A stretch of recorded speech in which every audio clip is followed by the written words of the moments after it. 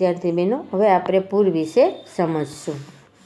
પૂર વર્ષા ઋતુમાં નદીના ઉપરવાસમાં એક ધારો ભારે વરસાદ પડવાથી કે અતિવૃષ્ટિને પરિણામે નદીમાં આવતો પાણીનો ધસમસતો પ્રવાહ છે, એને પૂર કહેવામાં આવે છે. પૂરને લીધે કિનારાના જમીન વિસ્તારોને જળબંબાકાર બની જાય છે.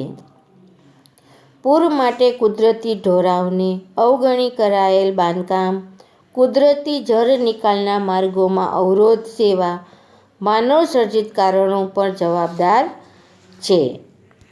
વિદ્યાર્થી બહેનો, આ ગુજરાતનો સંભવિત પૂર વિસ્તાર છે.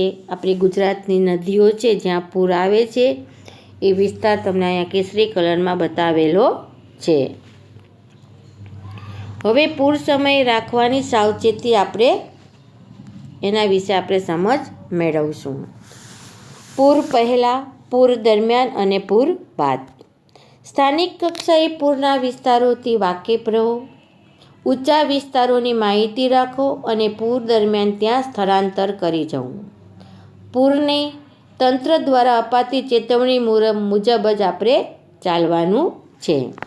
પૂર દરમિયાન ઘરના ગેસ અને વીજળીના જોડાણો બંધ કરી દો.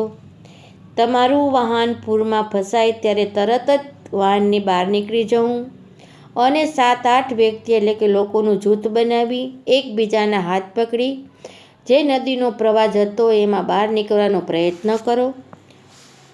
પ્રાણીઓને ખીલેથી છોડી મૂકો. તે છૂટા હશે તો પોતાનો જીવ બચાવી શકશે.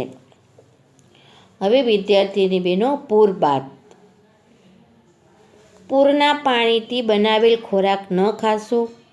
પાણીને જંતુરહિત બનાવો પછી જ એને ઉપયોગમાં લ્યો.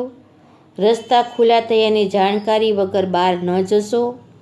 સાપ અને વીંછીના ઉપદ્રવ સામે સજાગ રહો.